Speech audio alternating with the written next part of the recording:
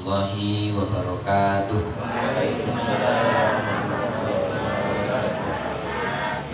Bismillahirrahmanirrahim. Bi maradatillahi subhanahu wa ta'ala wa hidayatihi wa inayatihi wa taufiqihi, summa ila hadratin nabiyil mustafa Muhammadir Rasulillahi sallallahu alaihi wasallam wa ala alihi wa ashabihi wa zurriyatihi wa qurbatihi wa ahli baitihi ajma'in, summa ila jami'i masyayikhina wa mursidina wa asatizina wa khususan mu'allifi hadzal kitab al-Fatihah. A'udzubillahi minasyaitonir rajim. Bismillahirrahmanirrahim. Alhamdulillahirabbil alamin arrahmanir rahim maliki yaumiddin. Iyyaka na'budu wa iyyaka nasta'in. Ihdinas siratal mustaqim. Siratal ladzina an'amta 'alaihim ghairil maghdubi 'alaihim waladdallin. Amin. Alhamdulillah wassalatu wassalamu ala Rasulillah, la haula wala quwwata illa billah. Asyhadu an la ilaha illallah wahdahu la syarikalah wa asyhadu anna sayyidana Muhammadan abduhu wa rasuluhu la nabiyya ba'dah. Allahumma shalli ala sayyidina Muhammad wa ala alihi wa sahbihi wa mawala. Rabbana adkhilna mudkhala sidqin wa akhrijna mukhraja sidqin waj'alna min ladunka sultanan nasira. Rabbana iftah bainana wa baina qaumina bil haqqi wa anta khairul fatihin. Shadaqallahul azim. Bapak-bapak, ibu-ibu, orang-orang tua kami yang kami muliakan, kami hormatin, syukur kita kepada Allah Subhanahu wa taala malam ini masih diberikan kesehatan, lapang waktu, ringan langkah, sehingga bisa bersama-sama hadir ke majelis ini untuk melaksanakan kegiatan rutin kita setiap malam Rabu pengajian. Walau malam ini seyogianya Ustadz Sumitra yang menyampaikan materi tentang fikih, karena beliau tadi WA saya dari habis maghrib. Rupanya saya tadi ngaji dulu di Masjid Khairiyah, jadi WA Ustadz nggak kebaca-baca, sampai WA Erlan WA ke Erlan ngasih kabar kalau di Medan hujan deras. Kebetulan Ustadz hari ini nggak ada yang nganter naik mobil, jadi tadi rencana mau berangkat naik kereta. Jadi kalau reda mau datang, cuma saya balas WA-nya, di dalam juga gerimis, nggak usah dipaksain, karena naik kereta kan kasihan ya, kan jauh. Jadi walaupun nggak ada rotan, akar pun jadi lah, kira-kira. Jadi doain mudah-mudahan Ustadz Sumitra sehat selalu, tetap dalam lindungan Allah Subhanahu wa taala. Jadi tadi beliau bilang sama saya, lanjutin aja materi tentang sholat yang kemarin kami ada bahas di kitab Kifayatul Ulam itu.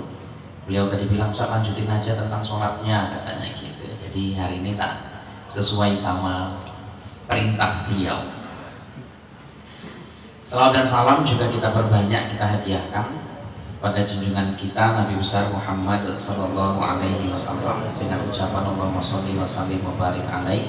Mudah-mudahan kita semua, keluarga kita mendapat syafaat beliau di yaumil akhir kelak. Amin ya rabbal alamin. Bapak-bapak, ibu-ibu, orang-orang tua kami, kemarin kita baca kitab Kifayatul Ulam itu bab tentang sholat di halaman 10.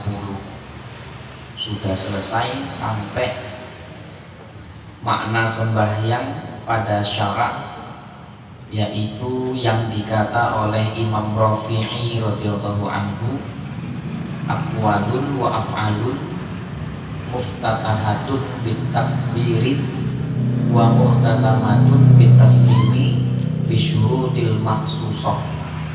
Semalam udah dibahas sampai situ. Sekarang kita sampaiin lanjutannya.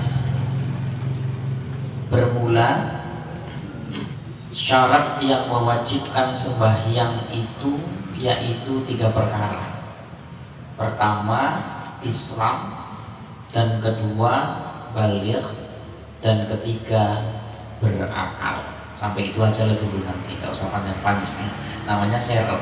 Kalau panjang takut banyak salahnya, jadi pendek-pendek aja.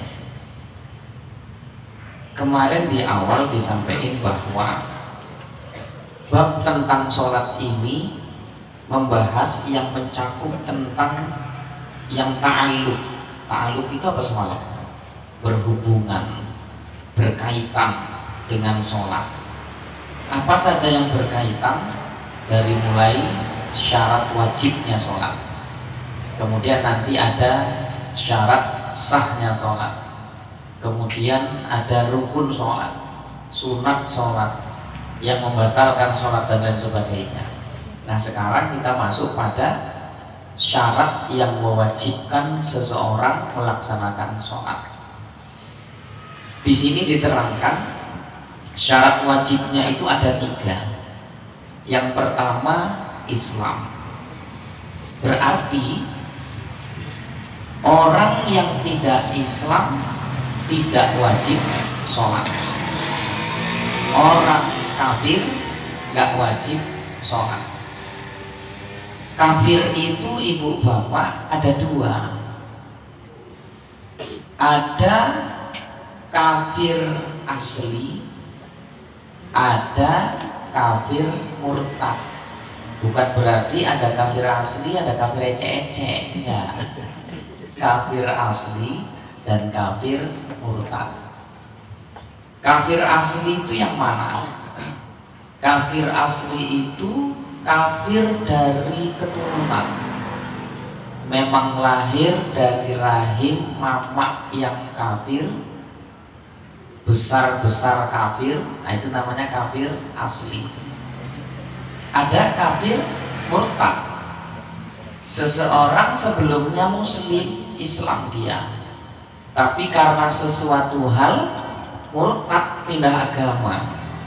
Entah misalnya lahir mamaknya Islam, kemudian tumbuh kembang remaja dewasa main-main cewek, cowoknya non muslim pula, robet misalnya kan.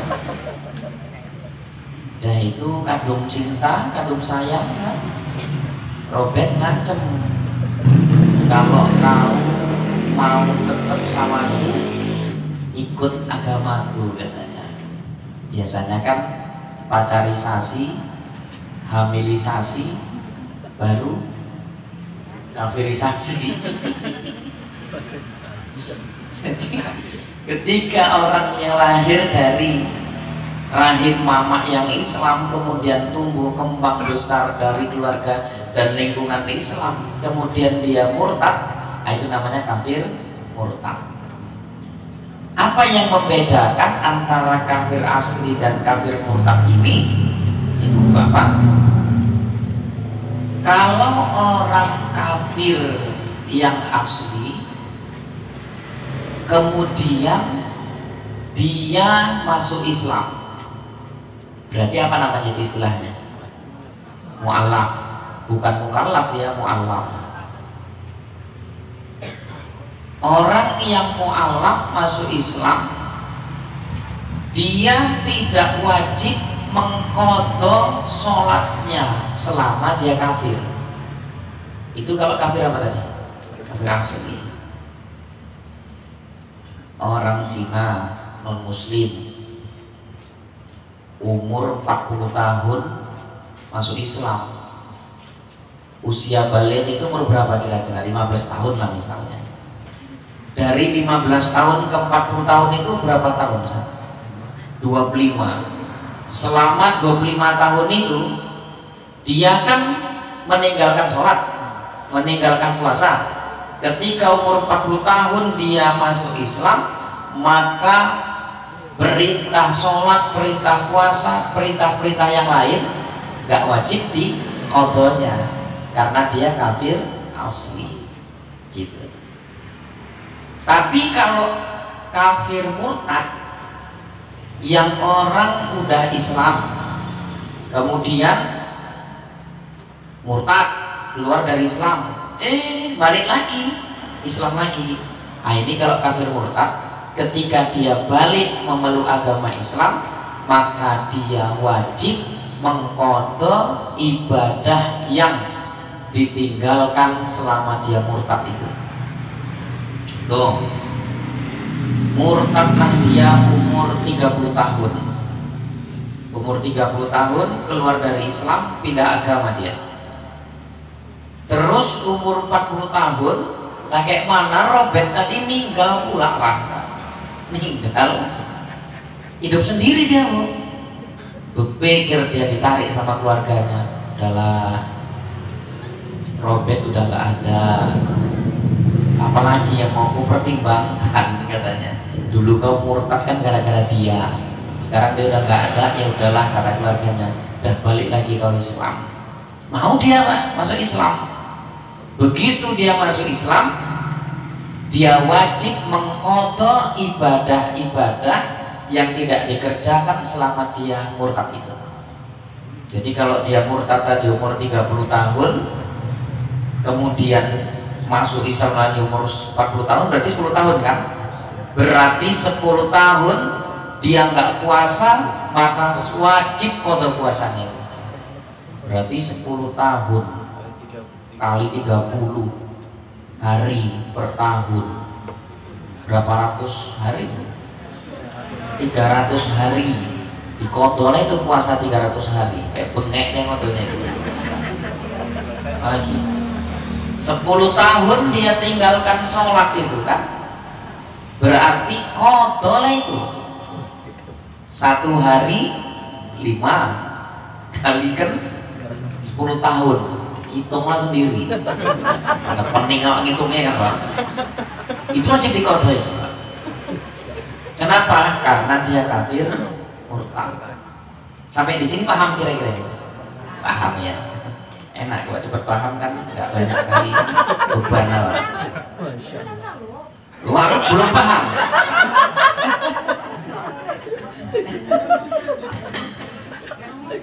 Emang nggak kayak pakai minum gitu nggak emang? Karena cedeng nggak? Karena nggak batul. Jahe. Sampai di sini paham ya tentang kafir ini ya. Jadi syarat wajib sholat yang pertama Islam. Orang yang nggak Islam berarti nggak wajib sholat, berarti orang kafir nggak wajib sholat. Kafir ada dua, ada kafir asli, ada kafir murtad. Kafir asli berarti kafir karena keturunan. Kafir murtad dia kafir karena keluar dari Islam. Keterangannya udah tak sampaikan tadi. Kita nggak usah lama-lama, banyak lembing. Padahal tadi Ustaz Sumitra WA saya, ini padahal materinya pas lagi enak-enaknya ini Ustaz bahas sholat katanya. Ya udah nggak apa-apa, istirahat aja dulu. Nah. Ya emang kalau udah cerita sholat kan sedap gitu ya kan, seru dia.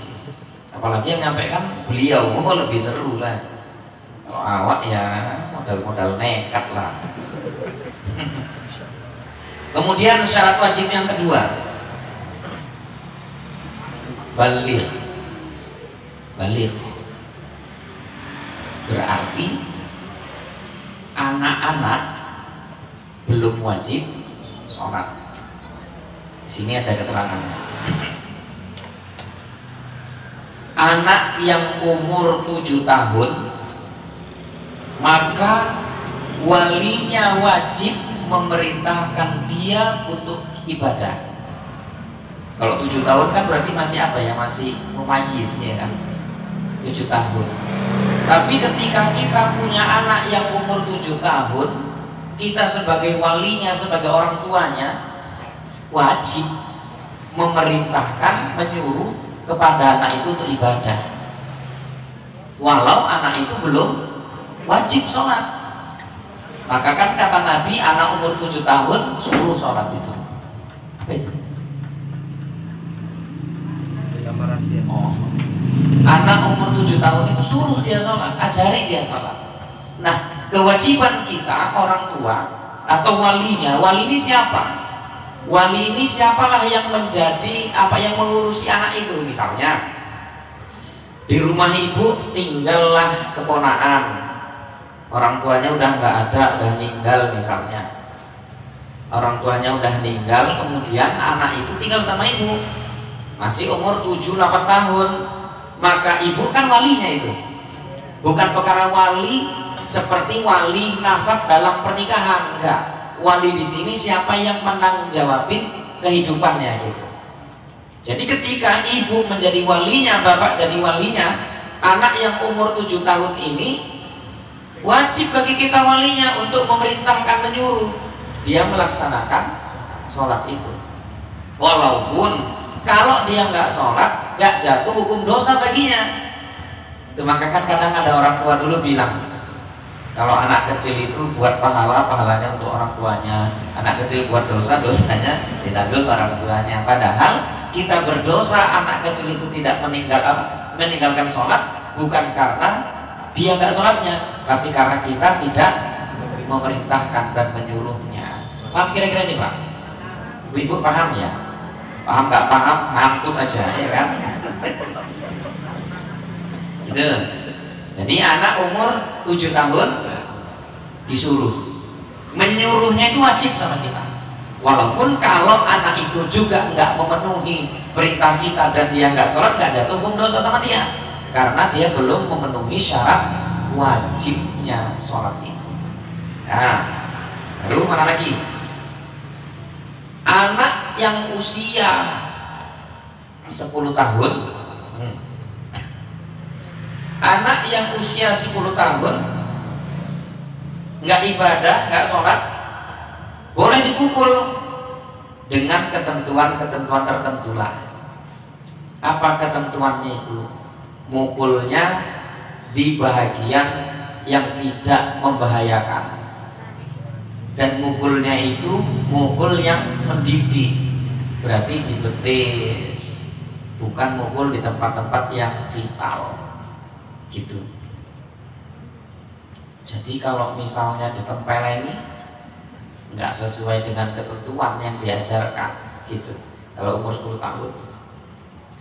Kalau udah umur 40 tahun, gonikan, masukkan dalam sungai ular, lanjutkan. Nah, ini nggak usah ya, ini nggak diajari, ini cuma pandai-pandaian saya aja. Tapi memang kadang ada kan yang kejam, tapi buat orang marah katanya.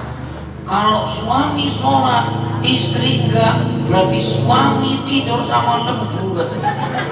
Istri sholat, suami enggak, istri tidur sama lembu. Dua-dua enggak sholat, berarti lembu tidur bareng. Jengkal gitu. Aduh. Itu kalau tadi anak ada permasalahan, wah, ini tak catat di semalam waktu ngaji Musa Sumitra. Kalau kita para suami, kalau istri yang nggak sholat, nah, itu bermasalah ini, tak izin saja. Cepat sedikit. Kalau istri yang nggak sholat, boleh nggak suami mukul kepada istri yang nggak sholat itu? Terus aku yang bilang nggak boleh janda pula ya dia kan? Ya coba ini. Yang bilang nggak boleh kuat itu janda kan? Kayak ada yang mau mukuli ya. Tadi kan anak umur 10 tahun nggak sholat dipukul. Kalau istri yang nggak sholat boleh nggak suami mukul? Nah gini.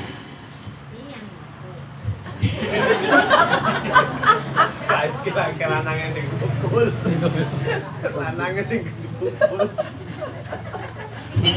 Iya.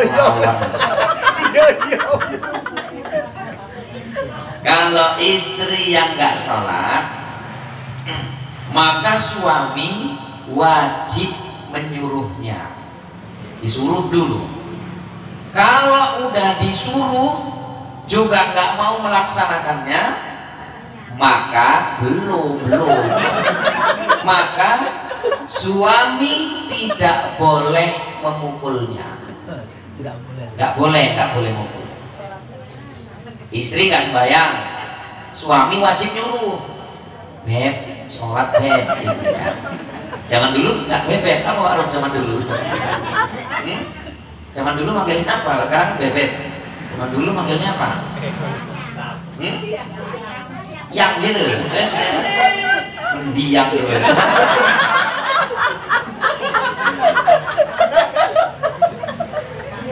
Dik, sholat dik. Menyuruhnya itu wajib bagi si suami. Bagi suami nyuruhnya itu wajib. Tapi begitu disuruh dia juga nggak ngerjakan, suami nggak boleh mukul. Seperti mukul anak yang nggak sholat di usia 10 tahun tadi. Kenapa nggak boleh dipukul istri yang nggak sholat itu?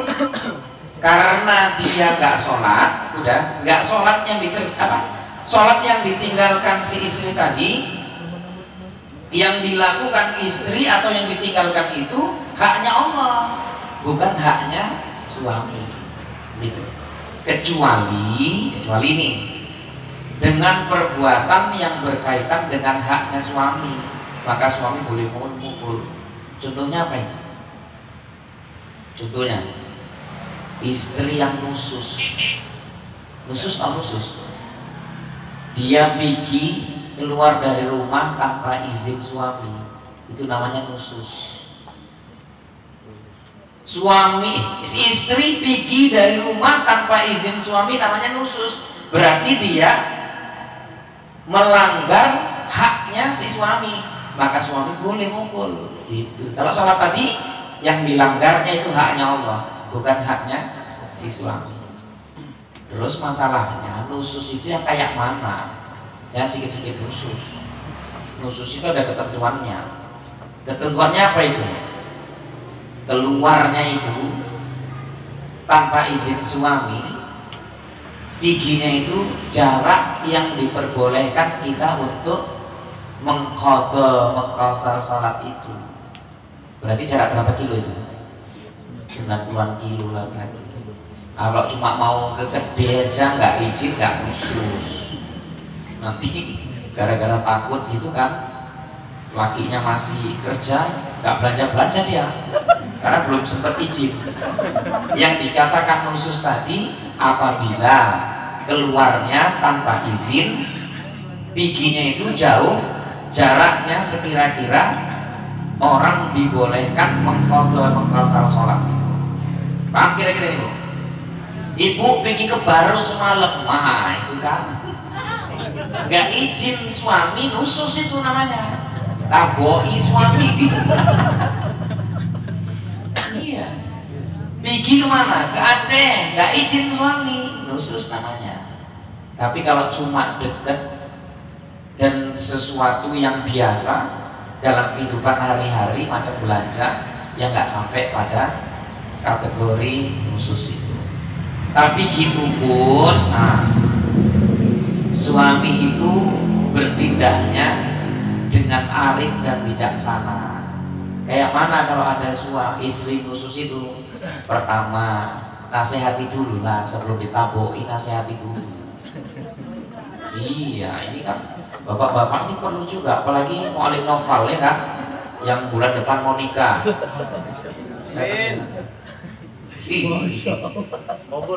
Kobul. Jadi sebelum nikah harus belajarin dulu. Jadi pertama nasihati dulu lah bahwa itu gak baik segini segala macam. Ibu bapak tahu lah itu, karena ibu bapak lebih banyak makan asam garam lah kalau rumah tangga. Kadang-kadang orang makan asam sama garam aja pun bangga ya kan. Orang lahir makan keju, itu lahir makan garam aja. Gitu pun sombong. Nasihati. Habis yang kedua setelah dinasihati nggak bisa juga, pisah ranjang. Padahal nyatet juga waktu itu ya, pisah ranjang. Pisah ranjang ya Bu, bukan pisah rumah.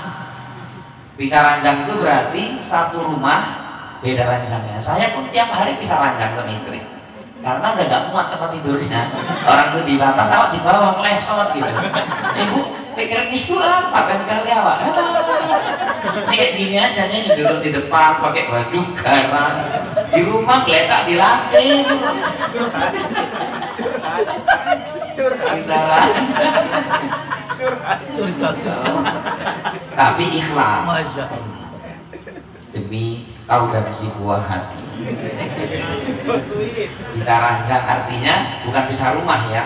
Kalau udah dia pulang ke rumah orang tuanya berarti bisa rumah. Di sini diterangkan bisa ranjang, berarti satu di kamar sini, satu di dapur. Kemudian udah bisa rancang tuh nggak bisa dibilangi, nggak juga ngerti, barulah boleh memukul. Yang dipukul mana? Telapak tangan dan bagian kakinya. Marah lagi, mau nggak bisa dibilangi, sini tanganmu, jangan sini pipimu, jangan gitu.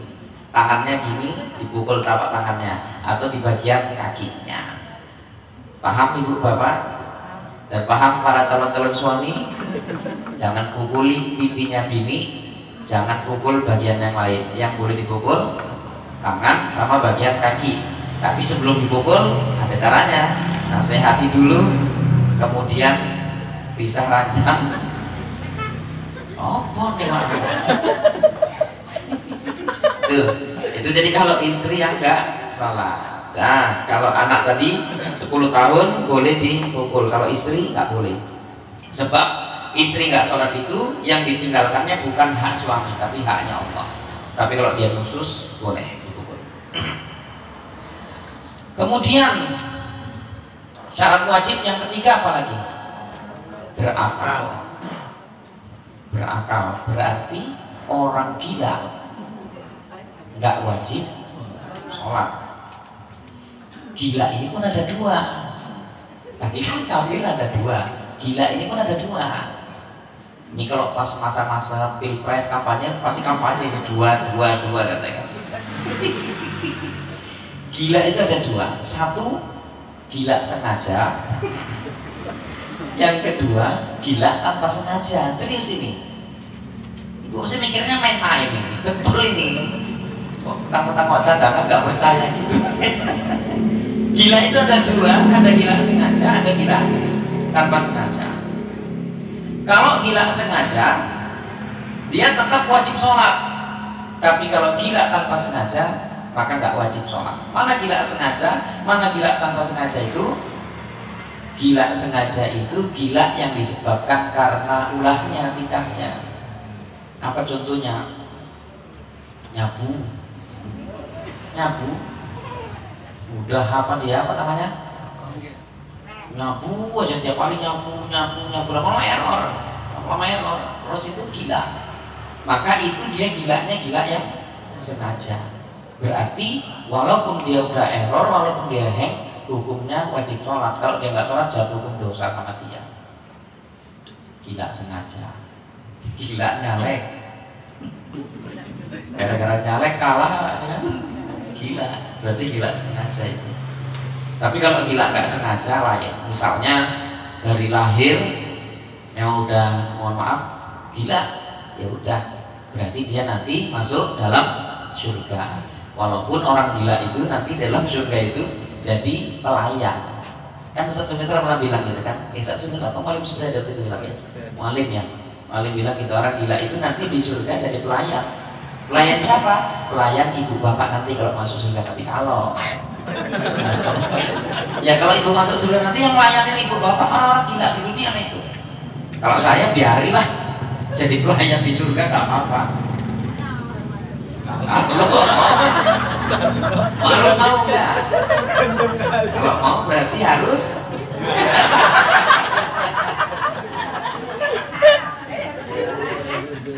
Biarin jadi pelayan di surga daripada jadi komandan di neraka. Nyuruh mereka kok sana kok mana neraka sana katanya. Biarin jadi pelayan di surga ketimbang jadi pelayan jadi komandan di neraka. Gitu. Ada muncul pertanyaan, anak-anak autis itu apa namanya, latar belakang mental ya, betul, latar mental. autis ya, idiot. Nah itu kayak mana? Gimana? Ya, kalau kita punya keluarga, punya anak autis itu, maka kita suruh aja. Perkara dia ngerjain atau enggak apa-apa. Tapi kita tetap nyuruh dan ngajarinya, gitu. Walaupun sholat maghrib 3 rakaat dikerjakannya cuma 2 rakaat, enggak apa-apa. Yang penting kita selaku walinya memerintahkan mengajarinya. Perkara dia paham nggak apa-apa. Yang penting dibuat. Dia nggak buat nggak berdosa, enggak. Itu kalau anak autis atau ke latar keterbelakangan mental gitu. Jadi ibu bapak orang-orang tua saya itu syarat wajib sholat. Sampai di sini paham kira-kira? Nah, kalau di Kifayatul Ghulam itu 3. Kalau kita buka di sini ada lagi syarat selanjutnya. Syarat wajib itu termasuk mendengar dakwah Islam. Ketika dakwah Islam tidak sampai pada seseorang, maka baginya tidak wajib mengqadha ketika sudah mendengar dakwah Islam. Menurut Imam Romli berbeda dengan Imam Ibnu Qasim. Ini artinya kita ada seseorang lah tinggal di satu pulau. Di satu pulau itu sama sekali tidak ada akses orang masuk ke dalamnya untuk mengajarkan, mensyiarkan agama. TV nggak ada, handphone nggak ada, sekolah agama nggak ada, ustadz dai mubaligh masuk ke dalam nggak ada. Sehingga orang yang di situ nggak sama sekali tahu tentang Islam, sama sekali nggak ngerti tentang perintah sholat, maka dia nggak wajib, belum memenuhi syarat wajib sholat itu. Dan apabila setelah dia menerima ilmu itu sekian tahun kemudian datang ustadz ke situ satu orang mengajari tentang agama Islam, kemudian menyampaikan tentang hukum-hukum dan bagaimana tata cara sholat, maka orang seperti ini tidak wajib mengqadhanya kalau kondisinya memang sama sekali tidak ada dakwah Islam yang masuk ke wilayahnya itu. Tapi kalau kita sekarang nggak ada itu, di tangan kita masing-masing ada handphone. Di handphone ini bisa ngaji, tapi tengok-tengok channelnya. Kalau mau ngaji buka channel Al-Faqih channel, nggak apa-apa.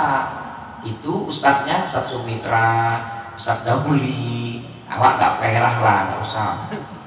Ada Mu'alim, Supriyadi, ada ustadz-ustadz yang memang Ahlus Sunnah wal Jamaah, yang memang pemahamannya itu baik. Itu jangan sembarangan juga ibu bapak sekarang nengok YouTube itu.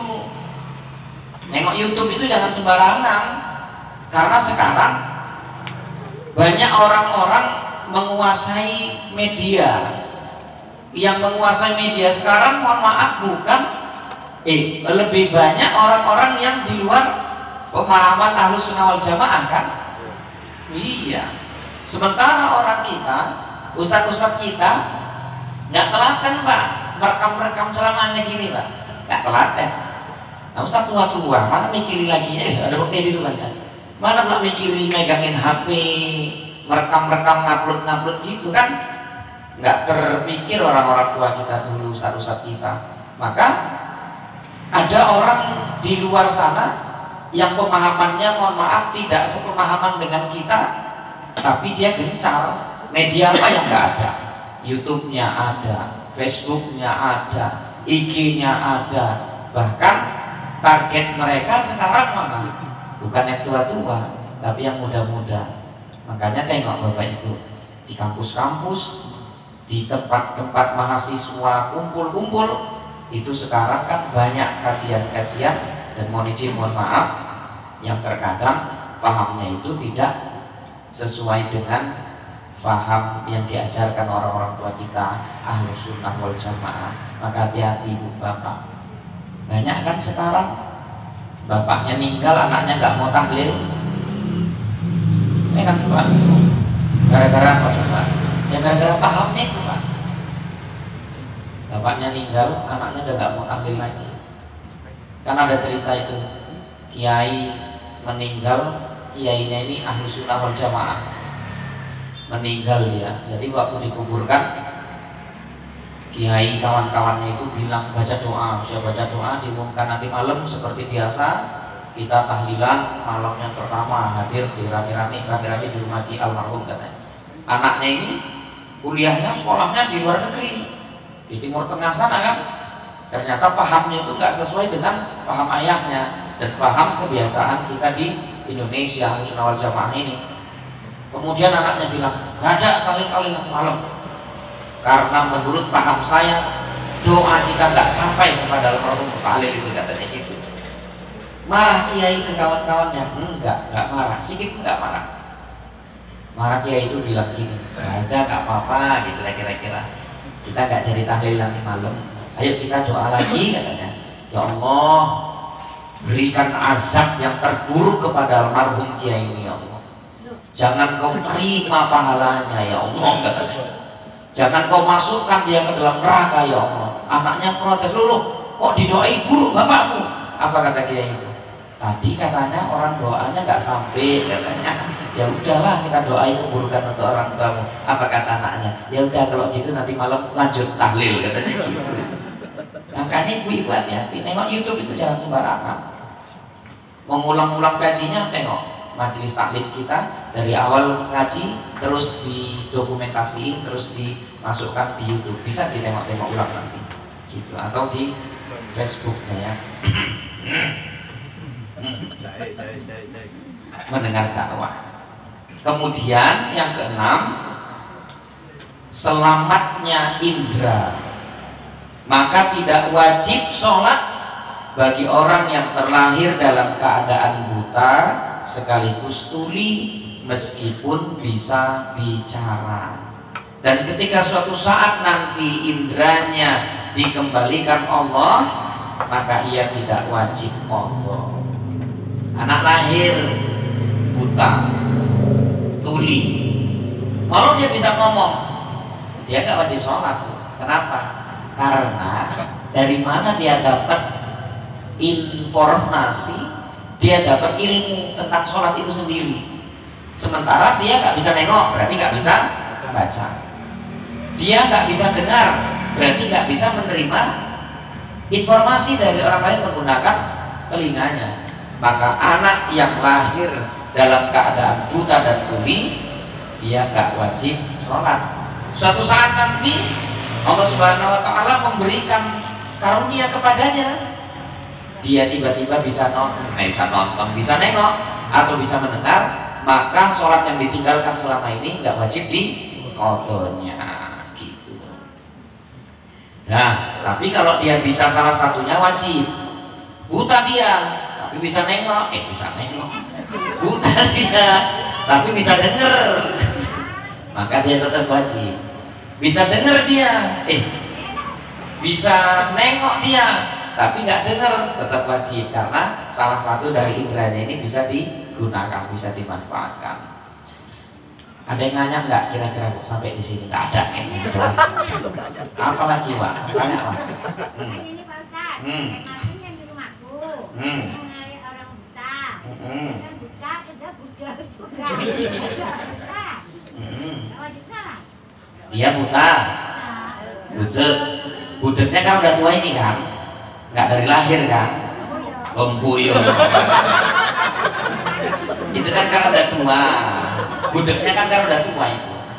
Ini tadi dia nggak wajib itu apabila butanya, tulinya dari lahir, sehingga dia nggak bisa mendengarkan, melihat ilmu-ilmu.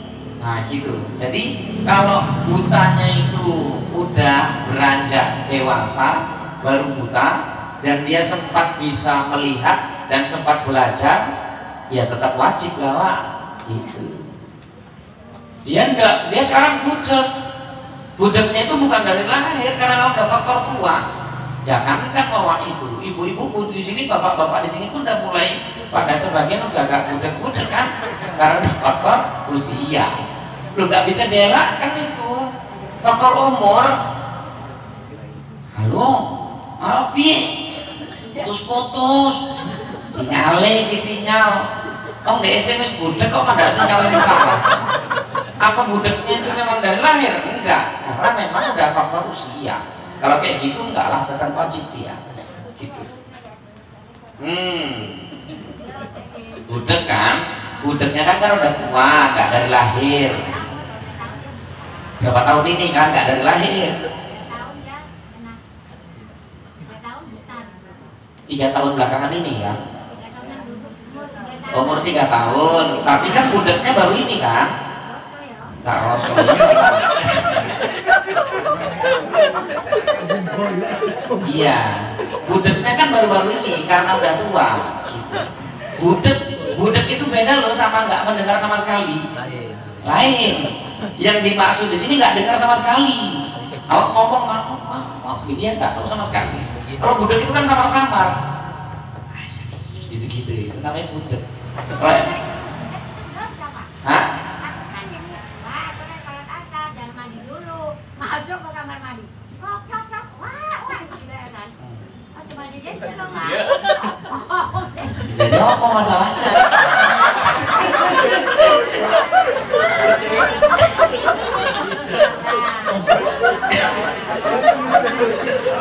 Cuman masuk dah, tunggu dulu. Cuman.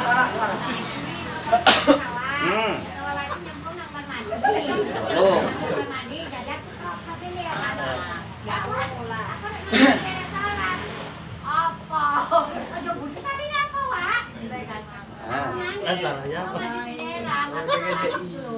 Oh, ngejek gitu tadi bilangi budek gitu.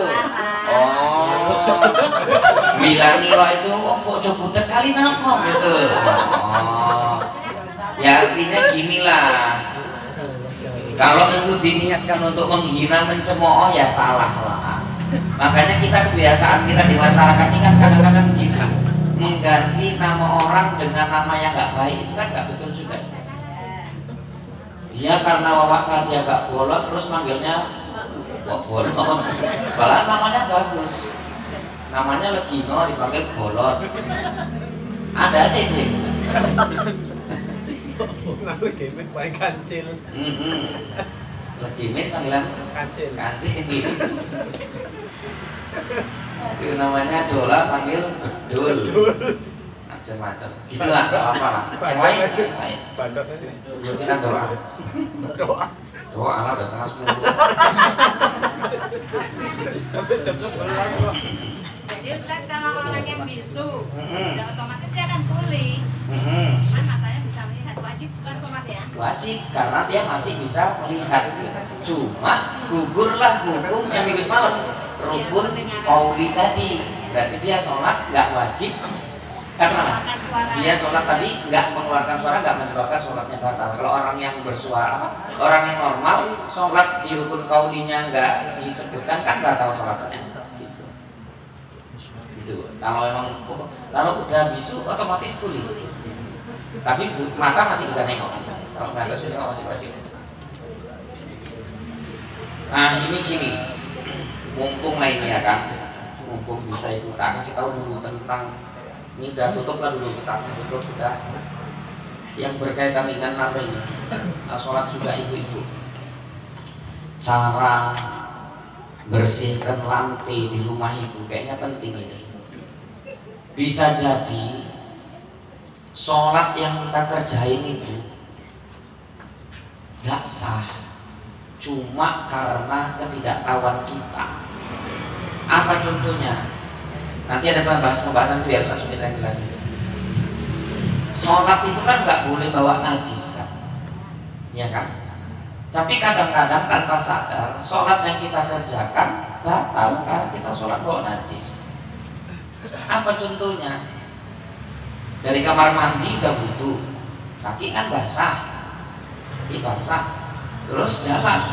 Lantai yang kita pijat itu, lantai yang mengandung najis air kencing anak. Itu kayak mana? Nggak tahu sholatnya. Nah, ini mau tak kasih tahu. Mumpung banyak ibu-ibu, bapak-bapak,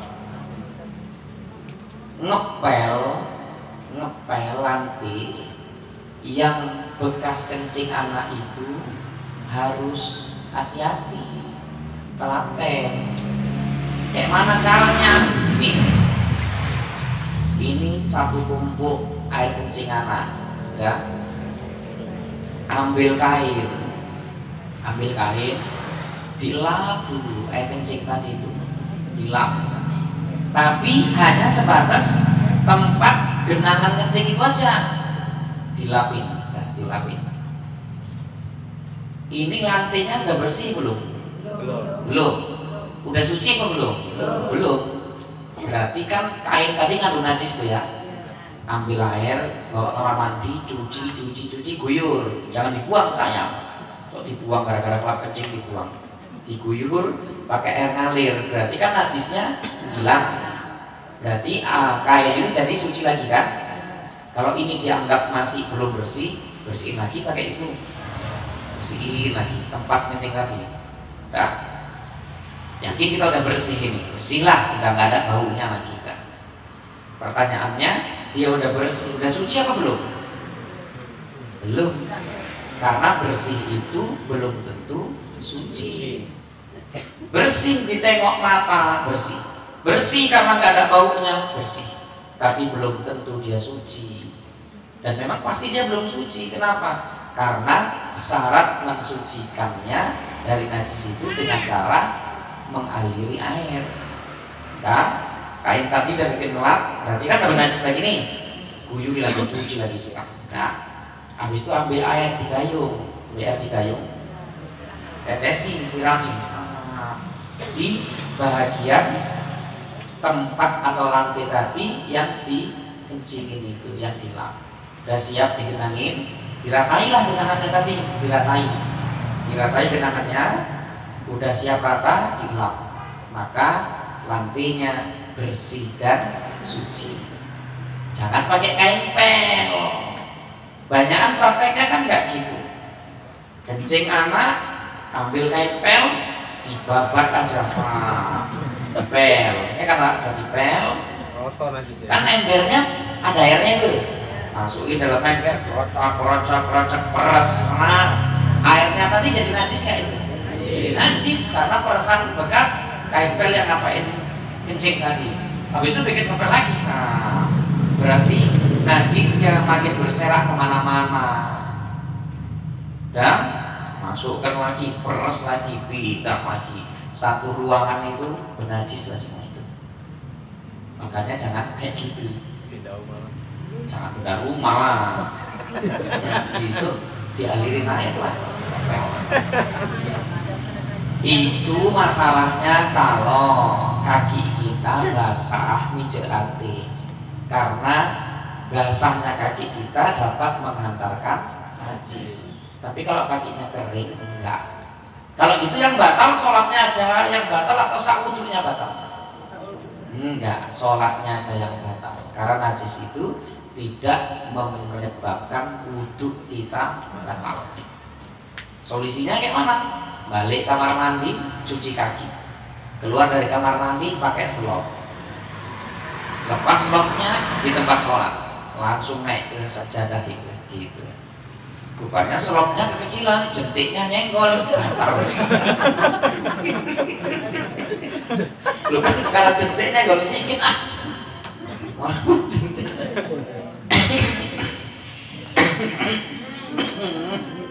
Gara-gara warungnya.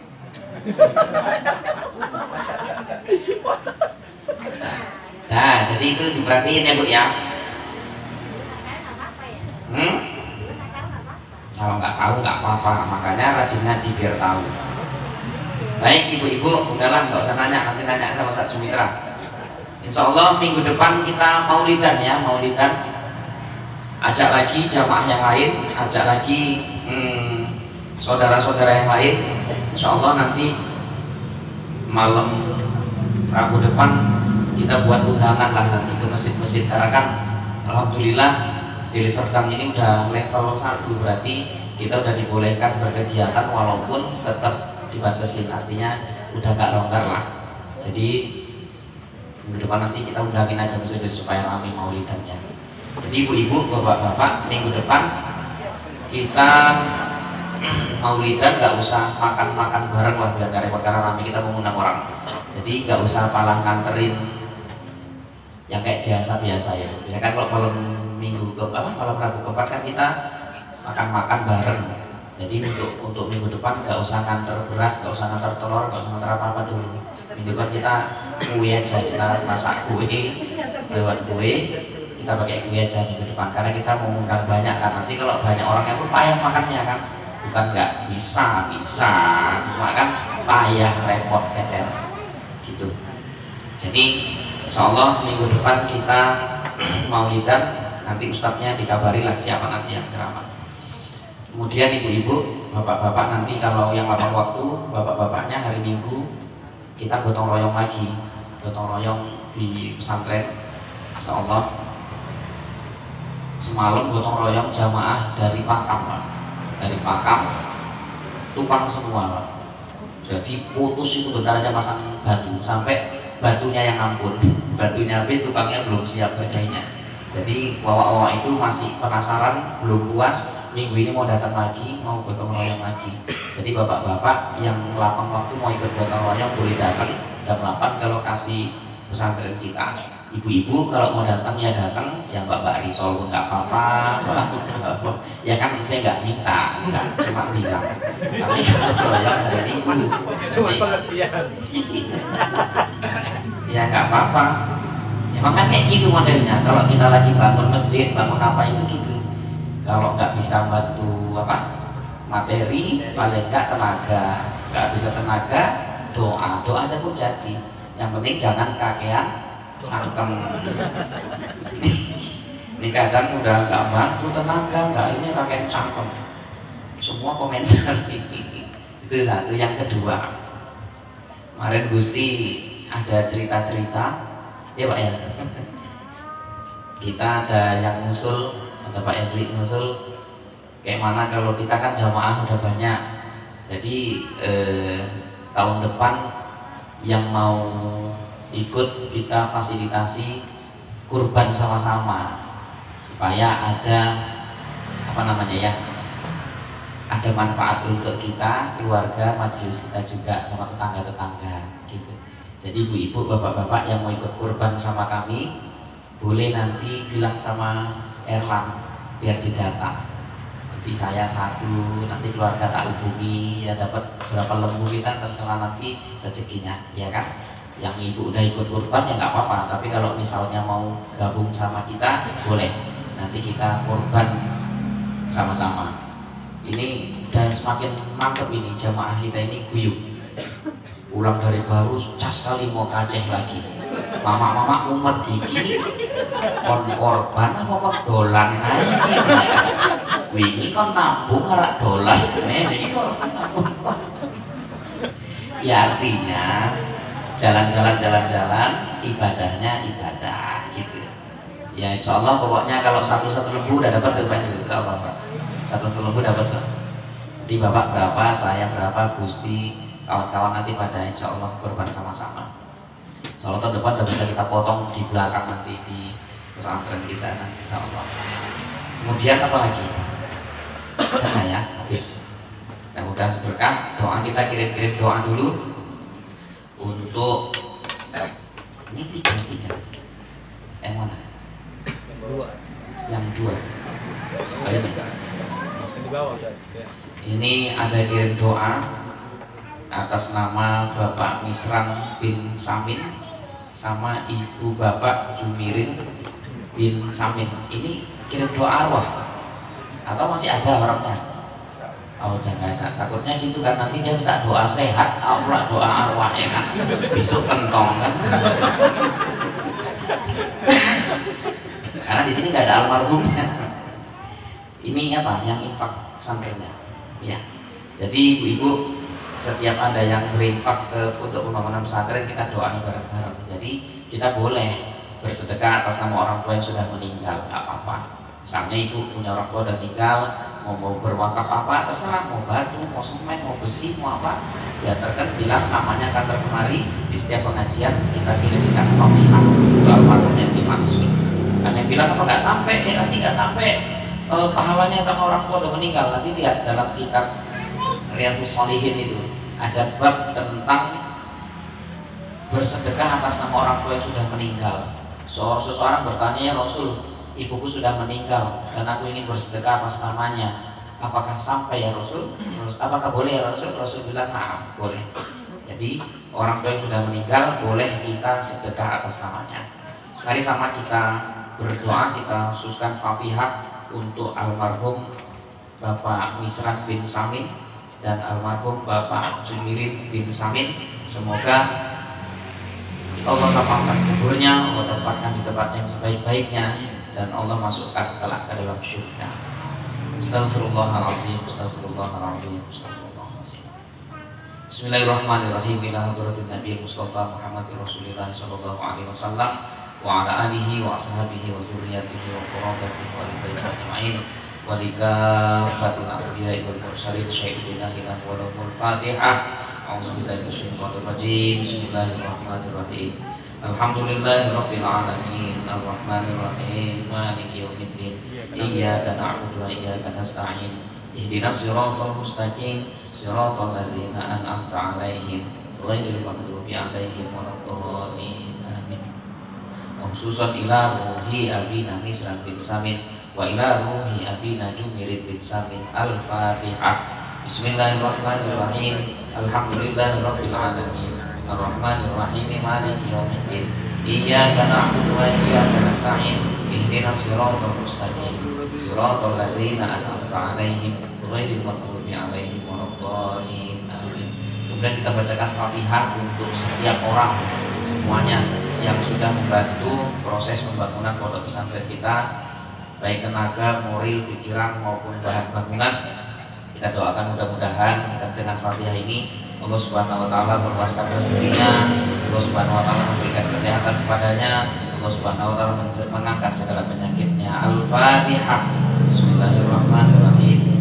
Alhamdulillahirabbil alamin arrahmanir rahim maliki yaumiddin iyyaka na'budu wa iyyaka nasta'in ihdinas siratal mustaqim siratal ladzina an'amta 'alaihim ghairil maghdubi 'alaihim waladdallin. La ilaha illallah, Allahu akbar. Bismillahirrahmanirrahim. Qul huwallahu ahad, Allahus samad, lam yalid wa lam yulad wa lam yakul lahu. Bismillahirrahmanirrahim. Qul huwallahu ahad, Allahus samad, lam yalid wa lam yulad wa lam yakul lahu kufuwan ahad. Bismillahirrahmanirrahim. Qul huwallahu ahad, Allahus samad, lam yalid wa lam yulad wa lam yakul lahu kufuwan ahad. Bismillahirrahmanirrahim. Qul huwallahu ahad, Allahus samad, lam yalid wa lam yulad wa lam yakul lahu kufuwan ahad. Bismillahirrahmanirrahim. Qul huwallahu ahad, Allahus samad, lam yalid wa lam yulad wa lam yakul lahu kufuwan ahad. Bismillahirrahmanirrahim. Qul huwallahu ahad, Allahus samad, lam yalid wa lam yulad wa lam yakul lahu kufuwan ahad. Bismillahirrahmanirrahim. Qul huwallahu ahad, Allahus samad, lam yalid wa lam yulad wa lam yakul lahu kufuwan ahad. La ilaha illallah, wallahu akbar. Bismillahirrahmanirrahim. Qul a'udzu birabbil falaq